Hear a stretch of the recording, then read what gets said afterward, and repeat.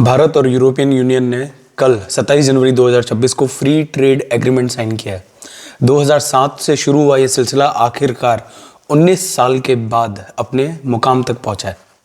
ये एफटीए की डील इतनी बड़ी है कि दुनिया इसे मदर ऑफ ऑल डील्स कह रही है। इस डील में भारत के लिए क्या है, यूरोपियन यूनियन के लिए क्या है और आपके लिए क्या है, ये सब डिकोड करते हैं सिर्फ 3 मिनट में। भारत के लिए इस डील में क्या है, तो भारत के 99.5% आइटम जो ईयू इंपोर्ट करता है उस पर टैक्स फ्री कर दिया जाएगा। भारत की ज्वेलरी, भारत का लेदर, टेक्सटाइल, इस सेक्टर में पहले 20 से 26% के बीच में टैक्स दिया करता था भारत, जो अब उसे नहीं देना पड़ेगा। सीधा सीधा आप देखो कि जो हमारा सामान वहाँ बिकेगा वो सस्ता बिकेगा तो ज़्यादा बिकेगा, डिमांड बढ़ेगी तो हमें ज़्यादा उत्पादन करना पड़ेगा, उत्पादन के लिए ज़्यादा लोग चाहिएंगे तो जॉब्स क्रिएशन होगा मैन्युफैक्चरिंग में। बांग्लादेश और वियतनाम जो हमको टक्कर दे रहे थे, अब हमारे पास एक एज रहेगी उनके ऊपर।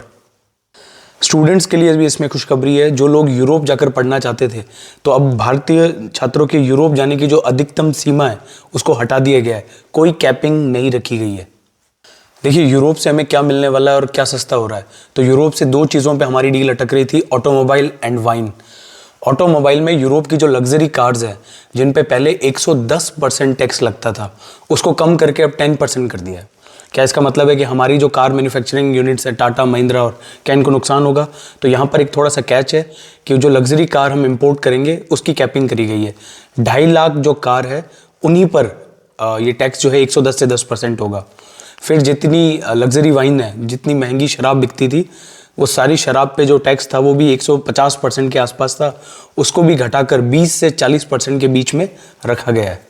एक और इम्पॉर्टेंट पॉइंट जानना जरूरी है हमारे लिए कि ये डील इसी समय क्यों हो रही है। तो इस डील को अभी तेज करने के पीछे 2 फैक्टर हैं, डोनाल्ड ट्रंप और चाइना।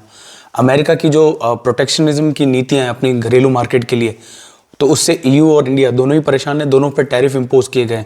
तो दुश्मन का दुश्मन दोस्त हो जाता है दोस्तों। और दूसरा है चाइना, क्योंकि चाइना आप देख रहे हैं कि पिछले 2018 से कई सेक्टर्स में मोनोपोली दिखा रहा है, अपनी है उसकी मोनोपोली जिसका वो यूज़ कर रहा है। तो इससे और डोनाल्ड ट्रंप दोनों से बचने के लिए ईयू और इंडिया ने हाथ मिला लिया है। दोस्तों 2 अरब लोगों और ग्लोबल जीडीपी का 25% इन्वॉल्व होने के बाद भी ये प्योरली इकोनॉमिक डील नहीं है, सिर्फ व्यापारिक डील नहीं है, ये एक नया स्ट्रैटेजिक मूव है इंडिया का।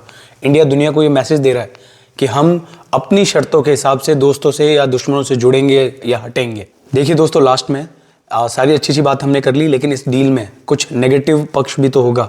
वो प्लीज़ कमेंट करके बताइए कि आपको क्या लगता है कि इसमें क्या चुनौती मिलेगी।